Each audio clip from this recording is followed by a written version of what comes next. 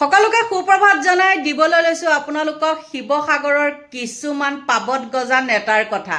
আৰু ইলেকশ্যন আহি পোৱাৰ লগে লগে নেতাবিলাকৰ গাত কি লাগে দেখিছেই নহয়, পাবত গজা নেতা। আৰু এই পাবত গজা নেতাৰ ভিতৰত এটাৰ নাম ল'ব লাগিব, এই চিতু বৰুৱা নে মিতু বৰুৱা। এইটোতো এনেই ফৰিঙৰ নিচিনা য'তে ত'তে জাপ দি থাকে। আৰু কালি ঢেৰ সংগঠন লগ হৈ পেলাই কি কৰিছে, মানে যিকোনো প্ৰকাৰে অখিল গগৈ ঘৰুৱাব লাগে। অখিল গগৈ তাত একো কাম কৰা নাই, তেওঁলোকৰ মেইন হ'ল সেইটোৱেই। আৰু তেওঁলোকৰ মতে ভোট দিব লাগে কাক? সেই হত্যাকাৰী কুশল দুৱৰীক। আৰু সেই হত্যাকাৰী কুশল দুৱৰীক ভোট দিলে তেওঁলোকৰ কি হ'ব? পকেট গৰম হ'ব। আৰু সেয়াই হ'ল সংগঠনৰ বোলে নেতা। আৰু এইবিলাকে কি কৰে, তেহেঁতৰ মুখত বোলে জয়াই অসম জয়াই অসম এনেকুৱা মুখতে দিব লাগে নহয়। আৰু এইকেইটাৰ কথা মতে সেই শিৱসাগৰৰ মানুহে বাৰু ভোট দিবনে, সেইটো সন্দেহজনক দেই। ইয়াতো আকৌ ডাঙৰ কথা কিছুমান আছে। কথাবিলাক এনেকুৱা, যি নেকি আগতে আমি শিৱসাগৰ বুলি ক'লে গৌৰৱ অনুভৱ কৰোঁ, কিন্তু সেই শিৱসাগৰ কিন্তু এতিয়া শিৱসাগৰ হৈ থকা নাই এছাম ধুৰন্ধৰৰ কাৰণে। আৰু সেই ধুৰন্ধৰ জাক হৈছে কি, কালি যিখিনি গোট খাইছে তাত সেই মেইন নেতা, সেই কিবা কিবি কয় নহয়, এইটো বোলে সভাপতি, এইটো বোলে ছেক্ৰেটাৰী, এইটো বোলে আমুক, সেইকেইটা। আৰু সেই পিছত সেইকেইটা লালু পাঞ্জুকেইটা এনেই লয়। আৰু কি ক'ব, মানে সঁচাকৈ আগতে শিৱসাগৰ বুলি ক'লে গৌৰৱ অনুভৱ কৰোঁ। আৰু আজিকালি শিৱসাগৰ বুলি ক'বলৈ যোৱাৰ লগে লগে প্ৰথমতে নাকটো কাটি ল'ব লাগিব, তাৰপিছতহে শিৱসাগৰ বুলি ক'ব লাগিব। আগতে যি এখন ভদ্ৰ সমাজ বুলি সকলোৱে শিক্ষিত সমাজ বুলি কয়, কিন্তু সেই শিৱসাগৰ এতিয়া শেষ হৈ গৈছে। কিন্তু কিহৰ কাৰণে শেষ হৈছে জানেনে? উঠি অহা কিছুমান মানে এই পাবত গজা নেতাৰ কাৰণে। আৰু সেই পাবত গজা নেতা এটাই কালি যি ভাষণ মাৰিছে, তাৰ মাতটো শুনিলে একদম মানে কি ক'ব, নাইকিয়া চুলিও মানে দাং খাই আহে। আপোনালোকৰ হয়নে নহয় নাজানো। আৰু সেই পাবত গজা নেতাটোৱে হ'ল কোন? চিতু বৰুৱা। সেইটোতো আৰু একো কাম ধান্দা নাই নেকি, সেইকণতে ছাগলী নিচিনা, ভুবুলা ছাগলীৰ নিচিনা দাড়ি কেইডালমান লগাই লৈছে, লৈ পেলাই মানে অহনিশে কাবাক মুঠতে গালি পাৰি থাকে। আৰু সেই চিতু বৰুৱাৰ কিছুমান ভাষ্য শুনি পেলাই আমাৰ আগতে বিল-আছিত খানাত থকা প্ৰকাশ বৰুৱাৰ ৰাইজৰ দলৰ মুখপাত্ৰ আপোনালোকে গম পায়। কিন্তু সেই চিতু বৰুৱাৰ যেতিয়া ভাষ্যটো শুনাৰ পিছত তেওঁ মানে ৰৈ থাকিব নোৱাৰিলে। আৰু যিহেতু তেওঁ তাতেই জন্ম, প্ৰথমতে আপোনালোকে এই দালালটোৰ কিছুমান ভাষ্য শুনি লওক। যিটো ভাষ্য নেকি, যিবিলাক ভাষ্য শুনিলে নেকি আপোনালোকৰ মাথা নষ্ট হ'ব। আৰু মই যে ক'লোঁ মানে নাইকিয়া চুলিও হেৰি হ'ব, মানে কাৰোবাৰ যদি একদম টাকলু মূৰ, সেই টাকলু মূৰতো যদি কেনেবাকৈ এডাল পাইছে, সিও মানে এনেকৈ উঠি আহিব ফেটি সাপৰ নিচিনা, গম পাইছে নাই? আৰু প্ৰথমতে শুনি লওক এই দালালটোৰ কথাখিনি। তাৰিখৰ পৰা অসমৰ ৰাজনৈতিক প্ৰেক্ষাপটৰ পৰা Akhil Gogoi tata bye bye. আৰু অখিল গগৈ এতিয়া যিমানে ম্যাদ চুমা খাবলৈ মন যায় চুমা খাব পাৰে, আমি কেতিয়াও বাধা দিব নাযাওঁ। আৰু এইবাৰ অসমৰ ৰাইজে এটা কথা চিন্তা কৰিছে, অসমৰ ৰাইজে এইবাৰ উন্নয়নৰ পক্ষত ভোট দিব, অসমৰ সভ্যতা সংস্কৃতিৰ সুৰক্ষিত ভৱিষ্যতৰ স্বাৰ্থত ভোট দিব, অসমৰ অসমীয়া জাতিটোৱে সুৰক্ষিত ভৱিষ্যতৰ স্বাৰ্থত ভোট দিব, অসমৰ বাই ভনীসকলৰ সুৰক্ষিত ভৱিষ্যতৰ স্বাৰ্থত ভোট দিব, নিবনুৱা সমস্যাৰ সমাধানৰ স্বাৰ্থত ভোট দিব, অসমৰ সত্ৰ মাটি নামঘৰ মাটি ৰক্ষাৰ স্বাৰ্থত ভোট দিব, অসমৰ পৰা অবৈধ সংযোগযুক্ত নাগৰিকৰ আগ্ৰাসন বন্ধ কৰাৰ স্বাৰ্থত এইবাৰ কিন্তু অসমৰ ৰাইজে সিদ্ধান্ত গ্ৰহণ কৰিছে আৰু ভোট দিব। ইয়াত যিমানেই কোনোবাই মিয়া বেমিয়া চিঞৰ বাখৰ নকৰক কিয়, স্পষ্ট কথা, এইবাৰ শিৱসাগৰ সমষ্টিত Akhil Gogoi tata bye bye. আমি সমৰ্থন জনাম। আমি এইটো কাৰণে সমৰ্থন জনাম যে 2021 চনত অসমৰ 70টা জাতীয় জনগোষ্ঠীয় দল সংগঠন আমি লগ হৈ ৰাইজৰ লগত প্ৰতিষ্ঠা কৰা হৈছিলে। কিন্তু 2021 চনত অখিল গগৈ বিধায়ক হোৱাৰ পিছৰ পৰা শিৱসাগৰ সমষ্টিটো কোনো ধৰণৰ উন্নয়ন নহলে। আমি শিৱসাগৰ সমষ্টিটো কেৱল মাত্ৰ উন্নয়নৰ চাপত আমি এইবাৰ কিন্তু সমৰ্থন জনাইছো।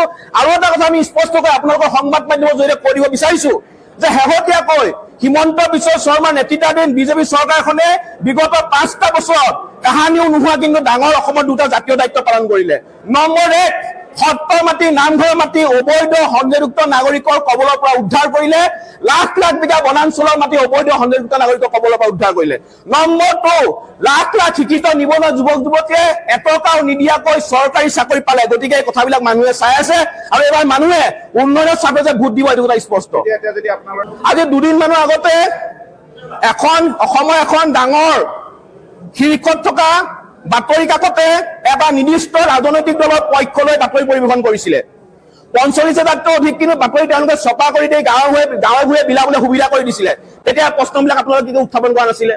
আপোনালোকে সেই সময়ত এইখন বাতৰি কাকতৰ মালিকৰ ওপৰত কেলে প্ৰশ্ন উত্থাপন কৰা নাছিলে? আৰু শিৱসাগৰ সমষ্টিৰ যিজনে ৰাইজৰ দলৰ পৰা প্ৰাৰ্থিত্ব প্ৰদান আপোনাৰ অখিল গগৈ যিহেতু ৰাইজৰ দলৰ পৰা উঠিব, অখিল গগৈয়ে প্ৰশ্নটো কি কাৰণে কৰা নাছিলে? গতিকে আপোনাৰ এটা কথা স্পষ্ট, আমি উন্নয়নৰ পক্ষত আছো আৰু ৰাইজ এবাৰ উন্নয়নৰ পক্ষত আছে। দালালটোৰ কথাখিনি শুনি আপোনালোকে চাগে নিশ্চয় গম পালে ই যে বিজেপিৰ চোৱা চেলেকা। গতিকে সেই চোৱা চেলেকাৰ কথা শুনি পেলাই যদি কোনোবা শিক্ষিত মানুহে তাত ভোট দিয়ে আৰু তাত আমাৰ ক'বলগীয়া কিবা আছে বুলি কেতিয়াও নাভাবোঁ। আৰু সঁচাকৈ আগৰ শিৱসাগৰখন এতিয়া শিৱসাগৰ হৈ থকা নাই। আৰু এইটোৱে এতিয়াই তেনেকুৱা কৰে, এই দুৱৰী বোলাটোৱে দেই। দেখিছে নহয় আপোনালোকে মাইকী মানুহক কেনেকুৱা ব্যৱহাৰ কৰে, সেই মাজতে চেক লৈ পেলাই কিবা কিবি। আৰু তাৰ আগৰ চোৱাই দেখিয়ে আছে আপোনালোকে, নিউজত পায়ে আছে। তাৰপিছত যি নেকি বীৰ লাচিত সেনাৰ পৰা আহিছিলে প্ৰকাশ বৰুৱা, তেওঁ বৰ্তমান ৰাইজৰ দলৰ মুখপাত্ৰ। আৰু সেই মুখপাত্ৰগৰাকীয়ে এনেকুৱাই সুন্দৰকৈ কথাখিনি বুজাই দিছে। আৰু সেই বুজাই দিয়া কথাখিনি হয়তো আপোনালোকে কিছুমানে চিনি পায় বা কিছুমানে শুনা নাই বা কিছুমানে শুনিছে। আৰু ময়ো আপোনালোকক শুনাবলৈ লৈছোঁ, শুনি লওক। চাওক, মই হৈছোঁ প্ৰকাশ বৰুৱা, মোৰ জন্ম শিৱসাগৰ। মই শিৱসাগৰ কোঁৱৰপুৰ গোহাঁইগাঁৱত মোৰ জন্ম। মই শিৱসাগৰ গভৰ্ণমেণ্ট বইজত মই পঢ়া ল'ৰা, হায়াৰ ছেকেণ্ডেৰী পাছ কৰিছোঁ শিৱসাগৰ। আৰু মোৰ যিটো মই ৮০ দশকৰ ল'ৰা, সেইটো সময়ত কুশল দুৱৰী বুলিলে আজিকালি মানুহে গম পায়, জয়ন্ত চালফা বুলিলে মানুহে গম পায়, জয়ন্ত হাজৰিকা বুলিলে গম পায়। সেই জয়ন্ত হাজৰিকা আজি টকা পইচা গোটাই হকে বেহকে গুণ্ডামি কৰি গোটেই শিৱসাগৰৰ PWD আগৰ যিমান দলং আছিলে প্ৰতিখন দলঙৰ লোহাৰ কাটি কুশল দুৱৰী ওৰফে জয়ন্ত হাজৰিকাই বন্দুক লৈ গৈ, বন্দুক বাৰুদ লগত পুলিচ লৈ গৈ, পুলিচৰ প্ৰটেকশ্যন লৈ গাঁৱৰ মানুহক ভীতিগ্ৰস্ত কৰি ৰাতি ৰাতি গোটেই লোহাৰ কটা মানুহ হৈছে জয়ন্ত হাজৰিকা। কাৰোবাৰ ঘৰত যদি ২০০০ চনৰ ৮০ দশকৰ পাছত ২০০০ চনৰ সময়ত যি সময়ত আলফা দমন নামত যি সময়ত চাৰেণ্ডাৰ কৰিছিলে কুশল দুৱৰী ওৰফে জয়ন্ত হাজৰিকাই, সেই সময়ত জয়ন্ত হাজৰিকাই বহুত ল'ৰা ছোৱালীক মাৰি মাৰি ঘূণীয়া কৰিলে। আমাৰ নিজৰ বৰদেউতা ঘৰৰ, মোৰ ঘৰৰ সন্মুখৰ ল'ৰাক ঘৰৰ পৰা উলিয়াই নি কুকুৰ মেকুৰীৰ দৰে মাৰপিট কৰিছে। আৰু বৰ্তমান কুশল দুৱৰীৰ পিছত শিৱসাগৰত যিসকল যে ঘূৰি আছে, হয়তো কুশল দুৱৰীয়ে ভাবিব পাৰে যে মোৰ পাছত এইসকল ঘূৰি আছে, মই জিকাটো নিশ্চিত। কিন্তু কুশল দুৱৰীয়ে পাছলৈ চাব লাগে, তেওঁৰ পাছত কোনে চিঞৰিছে, মুখখনে চিঞৰিছে, অন্তৰাত্মা কোনো নাই।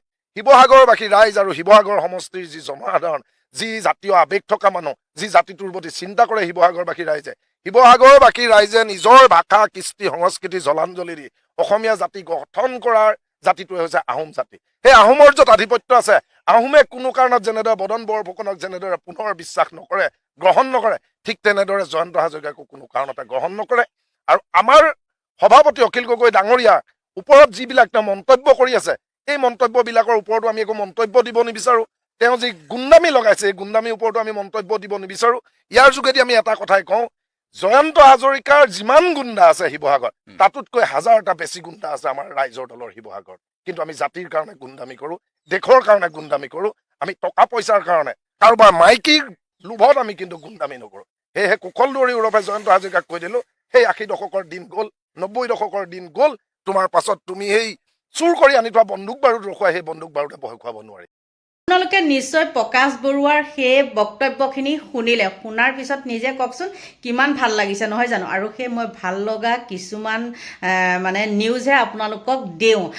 আৰু সঁচাকৈ বহুত বহুত ধন্যবাদ দিছোঁ, যি নেকি যিহেতু মানে মোৰ কি হৈছিলে, ফেচবুকটো মানে আৰু বন্ধ কৰি থৈ দিলে ন, ইমান ফলোৱাৰ্ছ আছিলে, গোটেই হোৱা বন্ধ কৰি থৈ দিলে, গম পাইছেনে? গতিকে এতিয়া মই আকৌ নতুনকৈ আজি 2 নে 3 দিন হৈছে খুলিছোঁ। আৰু ইমানেই মৰম চেনেহ দিয়ে কিয় নাজানো, মোৰ ভিডিঅ' মানে আপোনালোকে ইমান শ্বেয়াৰ কৰে, সঁচাকৈ বহুত বহুত ধন্যবাদ। নাজানো সেইবিলাক ভাললৈ নে কাললৈ, গম নাপাওঁ। মই এটাই ভাবোঁ, থাকিলে থাকিব ফেচবুক, নাথাকিলে নাই। কিন্তু মই সত্য কথাটো কৈয়ে যাম, হয়নে নহয়? আৰু হয়তো চাগে মই সত্য কথা কোৱাৰ কাৰণেহে আপোনালোকেও ইমান সুন্দৰকৈ ছাপোৰ্ট কৰে, নহয়নে? গতিকে বন্ধু বান্ধৱীসকল, ভগৱানে আপোনালোকক ভালে কুশলে ৰাখক, তাকেই কামনা কৰিছোঁ। আৰু মোৰ ভিডিঅ'টো ইমানতে সামৰণি মাৰিছোঁ। Bye bye.